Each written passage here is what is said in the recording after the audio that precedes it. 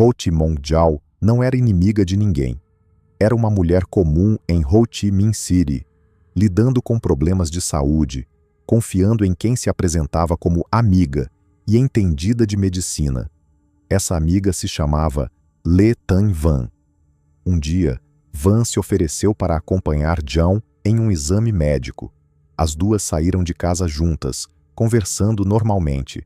No caminho, Van sugeriu parar para almoçar em um restaurante simples, nada que chamasse atenção. Jao pediu um prato comum, nada sofisticado. O que ninguém via era o que Van tinha colocado ali, uma dose de veneno. Minutos depois de terminar a refeição, Jao começou a passar mal.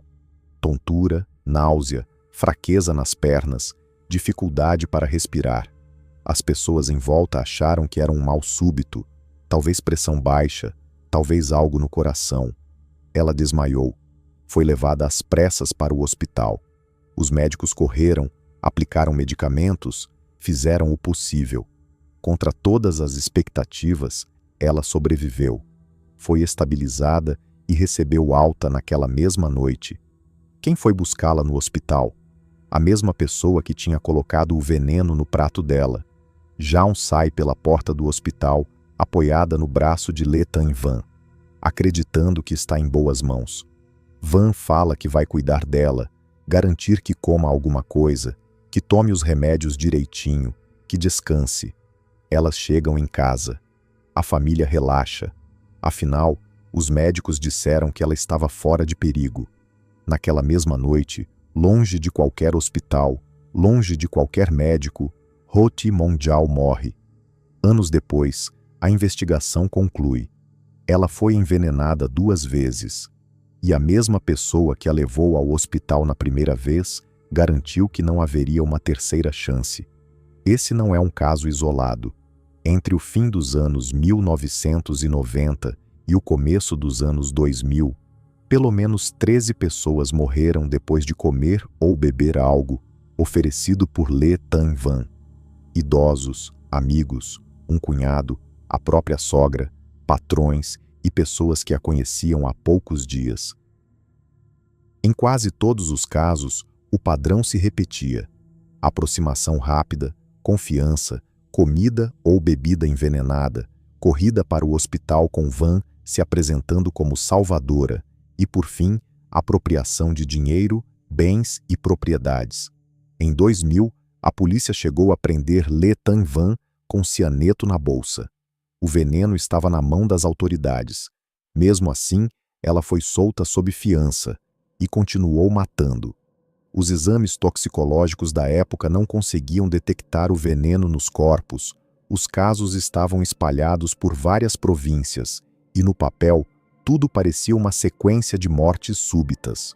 Hoje, ela é conhecida como a Bruxa do Cianeto, a assassina em série mais famosa do Vietnã. Esta é a história de como uma mulher sem arma na mão, sem sangue nas cenas e sem violência visível, conseguiu enganar famílias inteiras, enganar a polícia e quase escapar da justiça.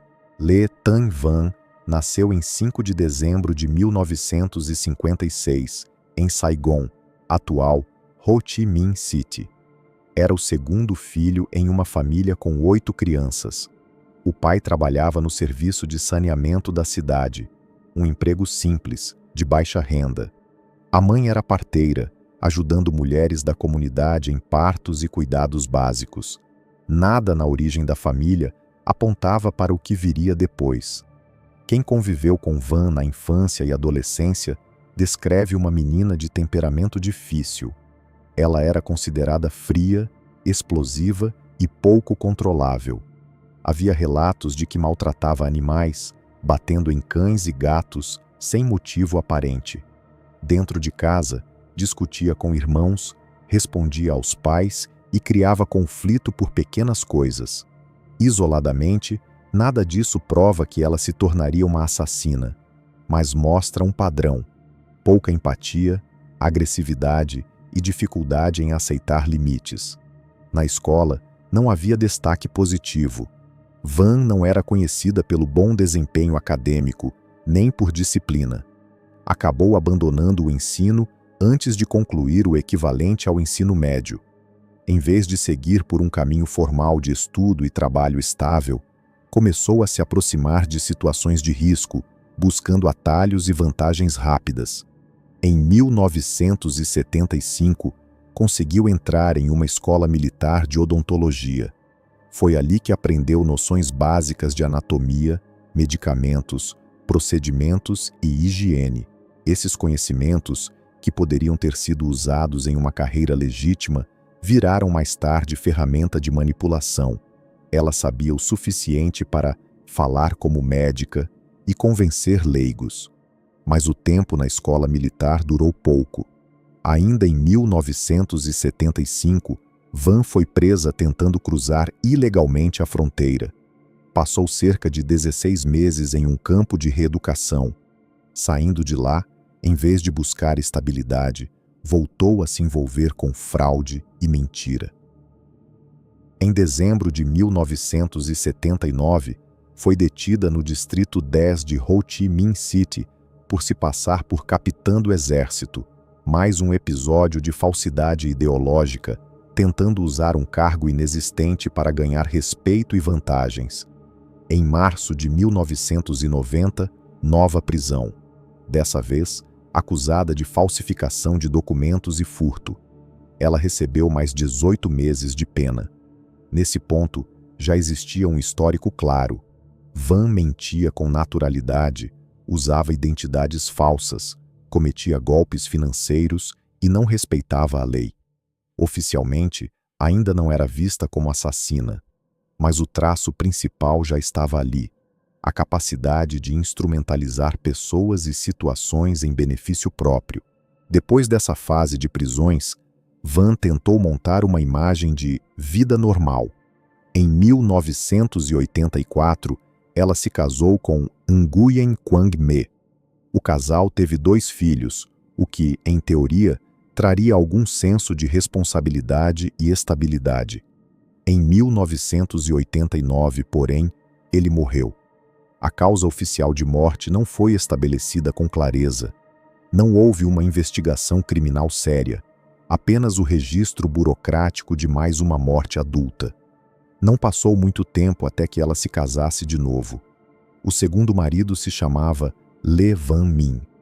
Em 1992, ele também morreu, desta vez registrado como morte no hospital Nguyen Tri Phuong. De novo, sem uma explicação definitiva, sem investigação, sem inquérito aprofundado. Na época, eram tragédias familiares. Olhando para trás, investigadores passaram a ver esses 2 episódios como possíveis envenenamentos nunca provados. Ainda em 1992, após a morte do segundo marido, Van conseguiu trabalho como cuidadora na casa da família Chung. Esse tipo de emprego permitia acesso total, rotina da casa, cozinha, alimentos, remédios, intimidade. Em 24 de outubro daquele ano, ela preparou um caldo de frango para a família. Logo depois de comer, todos começaram a se sentir mal. Foram levados ao hospital em estado grave. A esposa do Sr. Chung, chamada Bui, acabou morrendo. No hospital Chow Rei, a autópsia indicou quadro de intoxicação. Havia sinais de envenenamento, mas o exame não conseguiu identificar qual substância tinha causado a morte. Sem um veneno claramente definido, ficou difícil construir uma acusação sólida de homicídio. O caso foi enquadrado principalmente como fraude relacionada a bens materiais. E Van foi condenada a 4 anos de prisão. Esse episódio é uma virada silenciosa. É o primeiro registro oficial em que alguém morre em circunstâncias de envenenamento com Van diretamente envolvida. Mesmo assim, ela sai como golpista, não como assassina. Quando termina de cumprir a pena, volta para a sociedade carregando uma experiência importante. Ela já sabe que é possível matar alguém com veneno e, ao mesmo tempo, escapar sem uma condenação por homicídio se a autópsia não encontrar a substância certa. Quando deixou a prisão novamente, Van poderia ter mudado de área. Em vez disso, se aproximou ainda mais do ambiente médico. Começou a trabalhar no Hospital Militar 7A, em Ho Chi Minh City. Nesse ambiente, ela reforçou dois pilares da sua construção: linguagem técnica e imagem de autoridade. Ela sabia o suficiente de medicina para impressionar quem não era da área e circulava entre pacientes e famílias fragilizadas. Foi aí que conheceu Jin Van Cam, que visitava um parente internado. Em uma conversa, Van desenhou uma identidade perfeita para ganhar confiança. Disse que era especialista em odontologia, que tinha estudado na Alemanha e que falava 7 idiomas. Sem diploma, sem comprovação, apenas com a firmeza com que contava essa história.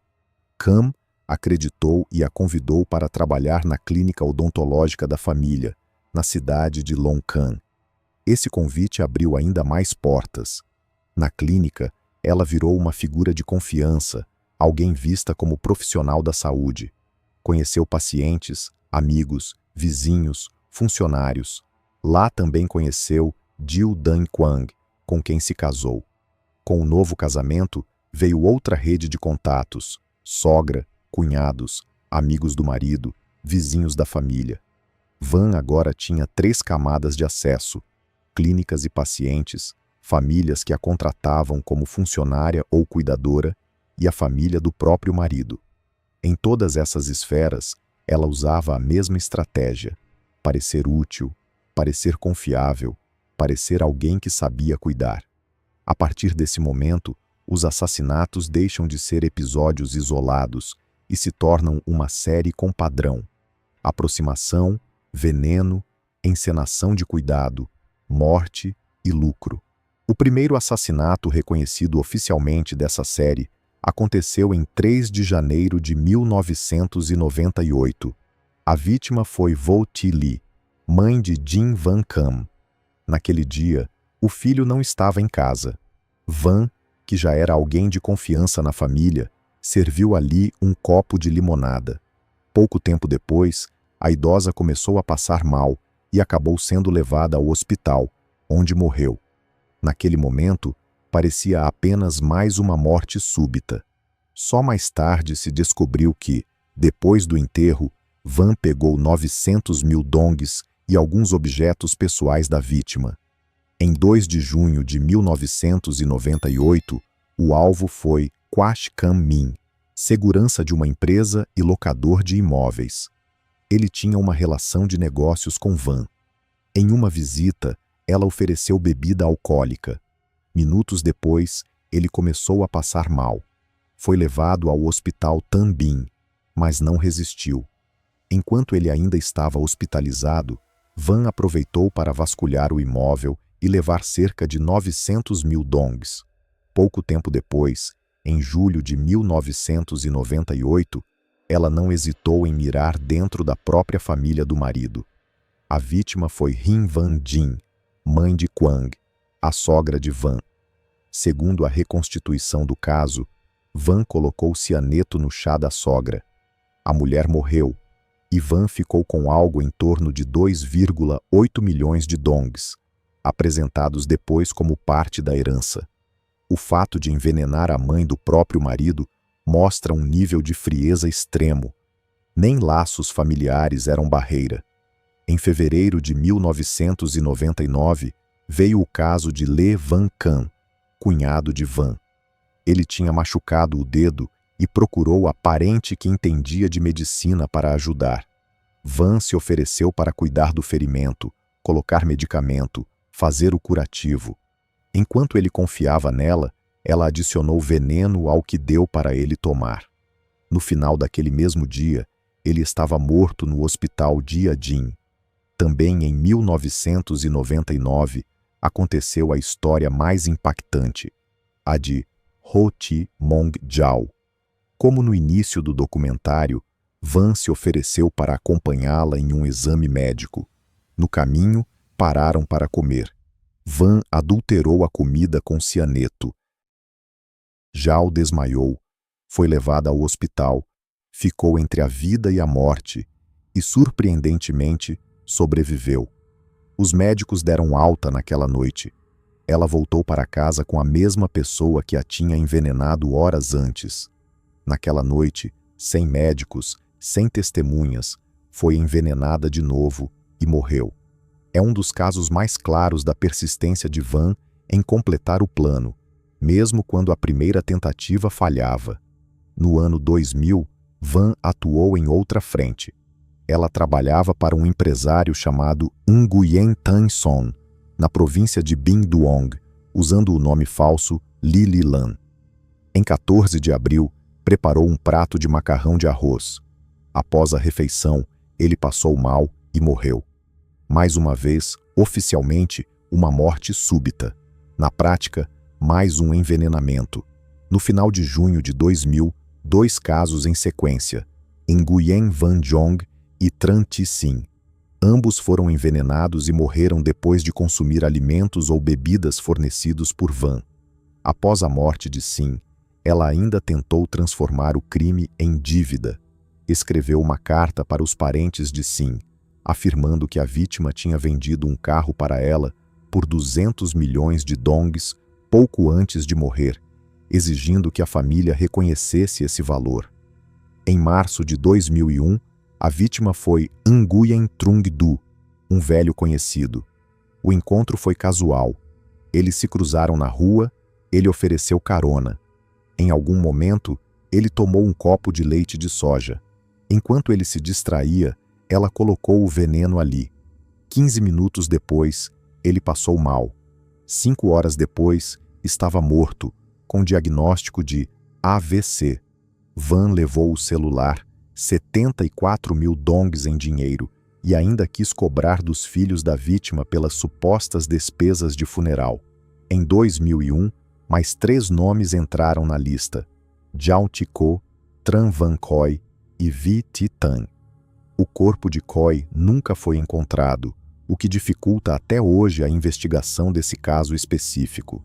Em relação a Vi Thi Thanh, Van não só a matou, como se apoderou diretamente da vida material dela.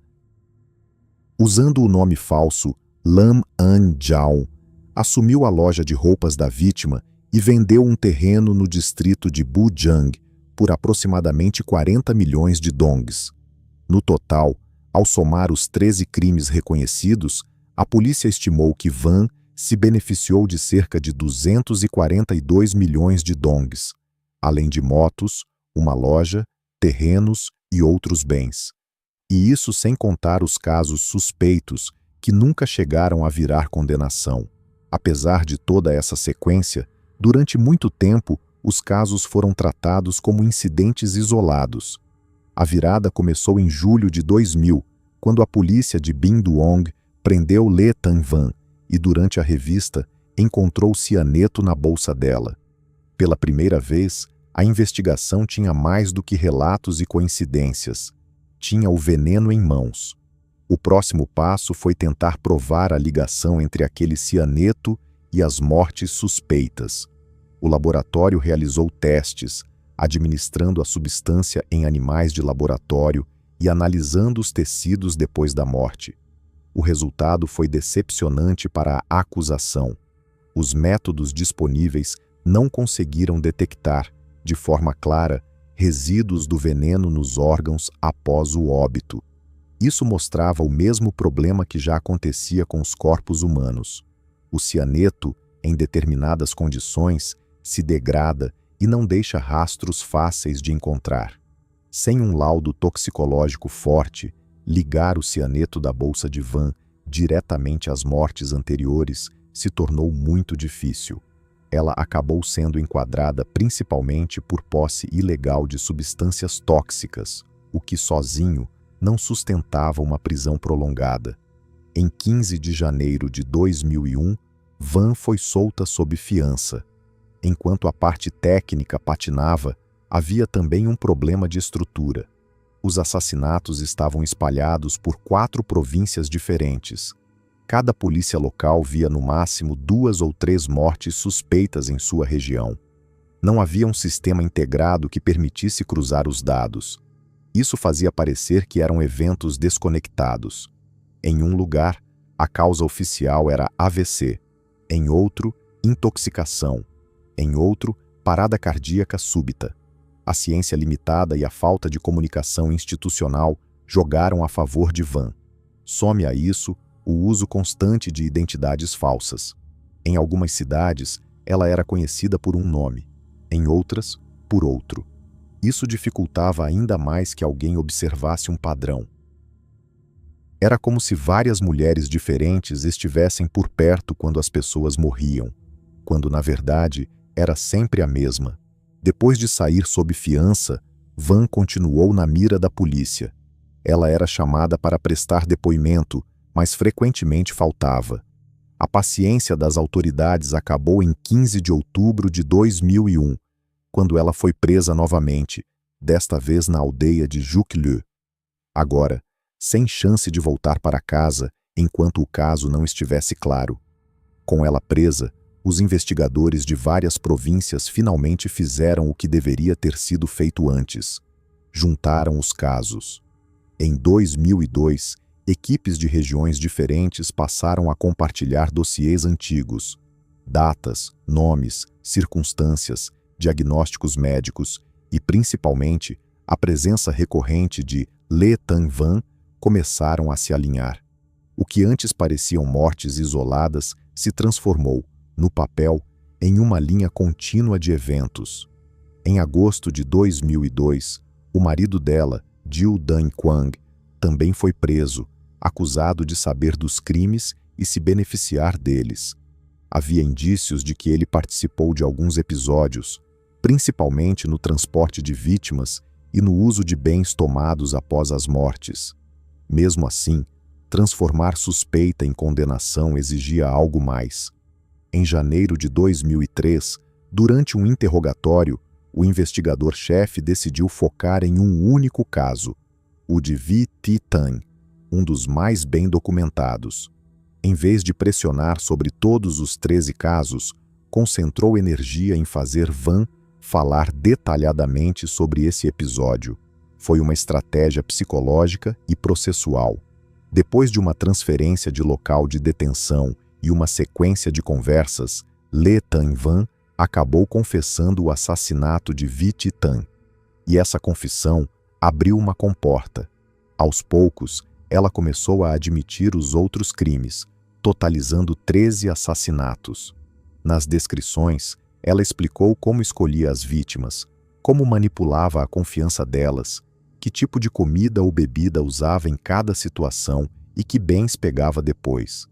Mais tarde, em tribunal, ela iria voltar atrás, dizendo que as confissões tinham sido arrancadas sob pressão. Mas naquele momento, para a investigação, aquilo era a peça que faltava para consolidar a acusação. Em 25 de agosto de 2004, começou o julgamento de Le Tan Van no Tribunal Popular da província de Binh Duong. A imprensa vietnamita e veículos estrangeiros acompanharam de perto. A cobertura internacional destacou o caso como o primeiro grande julgamento de uma assassina em série no Vietnã. A acusação apresentou um mosaico de provas: o histórico de golpes e prisões de Van, a posse de cianeto, o padrão igual em 13 mortes, as confissões registradas, o uso de identidades falsas e os movimentos financeiros posterior a cada óbito. Para o Ministério Público, o conjunto deixava clara a existência de uma série de assassinatos deliberados, motivados por benefício econômico. A defesa tentou desmontar esse quadro. Primeiro, alegou que as confissões haviam sido obtidas sob forte pressão policial e que parte do que Van disse não poderia ser considerada voluntária. Depois, insistiu na ausência de provas físicas definitivas de cianeto nos corpos, lembrando que os laudos toxicológicos eram inconclusivos em muitos casos. Durante as sessões, Van se declarou inocente em relação à maior parte dos assassinatos. Admitiu apenas guardar substâncias tóxicas e ter cometido fraudes financeiras, mas negou ter planejado envenenamentos. Em 28 de agosto de 2004, ela desmaiou no meio de uma audiência, o que levou à suspensão temporária do julgamento. Um laudo médico posterior indicou um distúrbio psicológico não especificado. Mesmo com esses elementos, os juízes consideraram que o padrão dos crimes, somado às confissões iniciais e às circunstâncias de cada morte, formava uma base consistente. Em 1º de setembro de 2004, o tribunal condenou Le Thanh Van à pena de morte por assassinato, roubo e posse ilegal de substâncias tóxicas. O marido, Dieu Dan Quang, foi condenado a 21 anos de prisão por cumplicidade. A defesa recorreu. Em 2005, o Tribunal de Apelação revisou o caso. Nesse momento, Van teria assumido responsabilidade direta por 2 assassinatos e pela posse de veneno, mas continuou negando os demais. Ainda assim, a corte manteve a pena de morte. A pena de Quang foi reduzida para 17 anos. O último recurso de Van foi um pedido de clemência ao presidente do país. O pedido foi negado.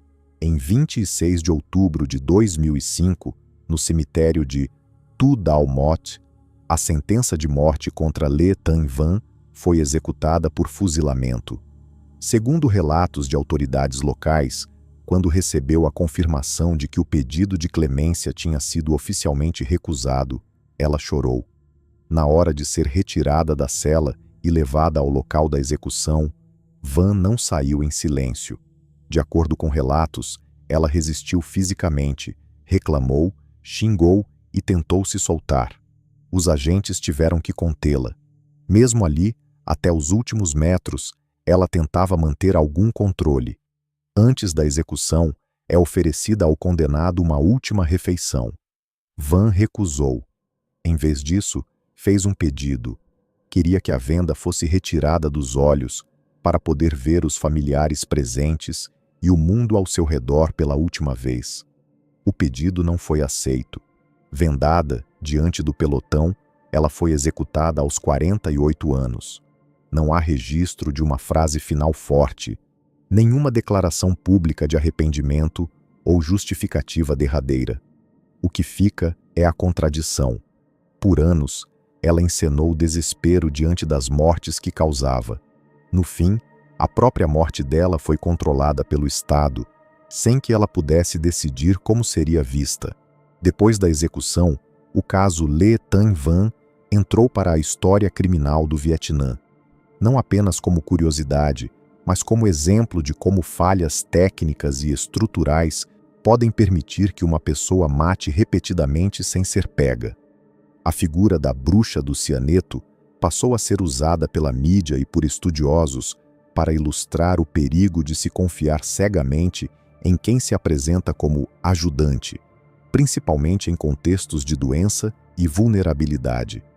Jornalistas que estudaram o caso destacam um padrão clássico: infância com conflitos, comportamento agressivo, envolvimento precoce com crimes menores, uso de mentiras e identidades falsas, escalada gradual para crimes mais graves. Ao mesmo tempo, ressaltam que o ambiente institucional fez diferença. Sem autópsias avançadas, sem integração entre as províncias, sem rastreamento rigoroso de substâncias tóxicas, Le Thanh Van teve espaço para agir. Autoridades vietnamitas, após o caso, apontaram algumas lições oficiais. Entre elas, a necessidade de educar a população para desconfiar de comida e bebida oferecidas por pessoas sem vínculo forte, a importância de monitorar suspeitos com mais rigor, especialmente em crimes que envolvem venenos, a urgência de modernizar os recursos de toxicologia e medicina legal, e a obrigação de controlar com mais firmeza a venda de substâncias como o cianeto. Mesmo assim, algumas perguntas permaneceram sem resposta. Há suspeitas documentadas de que Van possa ter se envolvido em mais episódios de envenenamento, além dos 13 reconhecidos em tribunal, incluindo tentativas frustradas e casos em que as vítimas sobreviveram. Os 2 primeiros maridos dela, oficialmente, continuam como mortes de causa não determinada, e o número real de pessoas afetadas, entre mortos e sobreviventes, provavelmente nunca será conhecido com certeza. O caso da bruxa do cianeto deixa uma mensagem incômoda. Uma pessoa com carisma, acesso, conhecimento básico de medicina e disposição para cruzar todos os limites pode explorar falhas do sistema por muito tempo. Le Tan Van foi, no fim, julgada e executada. Mas as histórias das vítimas, os traumas das famílias e as lacunas da investigação continuam ecoando muito depois da última rajada de tiros.